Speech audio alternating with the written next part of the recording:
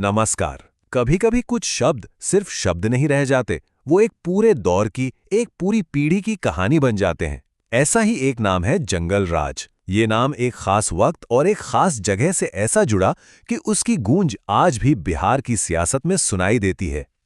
तो आखिर ये जंगल राज था क्या? असल में ये शब्द उस दौर के लिए इस्तेमाल किया जाता है जब कानून व्यवस्था का इकबाल कह सकते हैं खत्म सा हो गया था।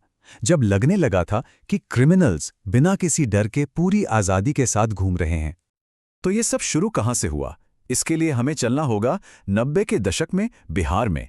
उस वक्त सत्ता की बागडोर थी लालू प्रसाद यादव के हाथ में, और यही वो दौर था जब जंगल राज शब्द सबकी जुबान पर चढ़ गया था। उस समय सरकार पे जो सबसे बड़ा इल्जाम लगा वो यही था कि वो बढ़ते हुए क्राइम को कंट्रोल नहीं कर पा रही है। ऐसा माहौल बन गया था कि मानो सरकारी मशीनरी या तो बेबस हो चुकी है या फिर कुछ करना ही नहीं चाहती। लेकिन देखिए, इस पूरे दौर को अक्सर एक शख्स के नाम से जोड़कर देखा जाता है। एक ऐसी कहानी जहां सियासत और जुर्म के बीच की जो महीन सी लकीर होती है वो लगभग मिट सी गई थी। और वो शख्स थे मोहम्मद शहाबुद्दीन। सीवान से 4 बार सांसद चुने गए। वो सत्ताधारी पार्टी का एक बहुत बड़ा कद्दावर चेहरा थे। एक ऐसा नाम जिनकी अपने इलाके में तूती बोलती थी। पर इस सियासी रुतबे के पीछे एक और ही सच्चाई थी जो आंकड़ों में नजर आती है। जरा सोचिए, उन पर 1-2 नहीं बल्कि 40 से भी ज्यादा क्रिमिनल केस दर्ज थे। और ये कोई मामूली केस नहीं थे। हम बात कर रहे हैं मर्डर, किडनैपिंग और एक्सटॉर्शन जैसे सबसे संगीन जुर्मों की। इल्जाम इतने गंभीर थे कि लोगों में खौफ पैदा हो गया था। तो हुआ ये कि बहुत से लोगों के लिए शहाबुद्दीन का नाम ही जंगल राज का दूसरा नाम बन गया। वो उस दौर की पूरी कानून व्यवस्था की हालत के एक प्रतीक, एक सिंबल के तौर पर देखे जाने लगे। पर यह कहानी सिर्फ पॉलिटिक्स और पावर की नहीं है।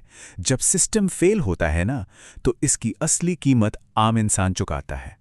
उस वक्त डर एक ऐसी चीज बन गया था जो लोगों की रोज की जिंदगी का हिस्सा हो।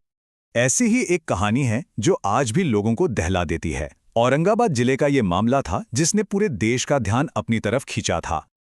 कहानी कुछ यूं है, एक नई शादी होती है, लेकिन शादी के कुछ ही दिनों बाद एक खौफनाक साजिश रची जाती है और नतीजा, शादी के सिर्फ 45 दिन के अंदर पति की हत्या हो जाती है। ये एक घटना ही काफी थी ये दिखाने के लिए कि अपराध समाज में कितना गहरा बैठ चुका था।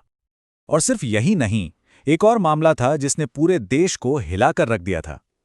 एक नौजवान लड़की जो ब्यूटी क्वीन बनने का सपना देख रही थी, उसकी रहस्यमयी हालात में हत्या हो जाती है। हाँ, हो सकता है कि इन केस का सीधा कनेक्शन बड़े नेताओं से न रहा हो, पर इन्होंने एक बात तो बिल्कुल साफ कर दी थी कि उस माहौल में बिल्कुल कोई भी खुद को सुरक्षित महसूस नहीं कर रहा था, और इसने अराजकता की कहानी को और भी पक्का कर दिया।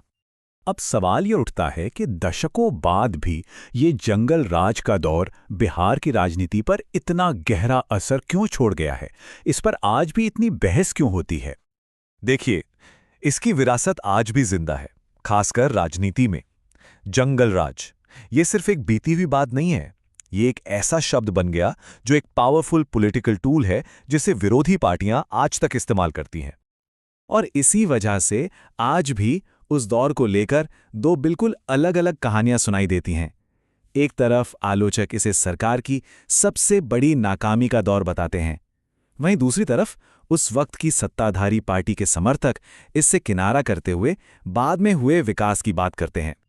तो आखिर में जंगल राज की ये पूरी कहानी हमें एक बहुत बड़े सवाल पर लाकर खड़ा कर देती है कि किसी भी जगह का अतीत, उसकी यादें और उसकी कहानियां उसके आने वाले कल को, उसके भविष्य को कैसे तय करती हैं।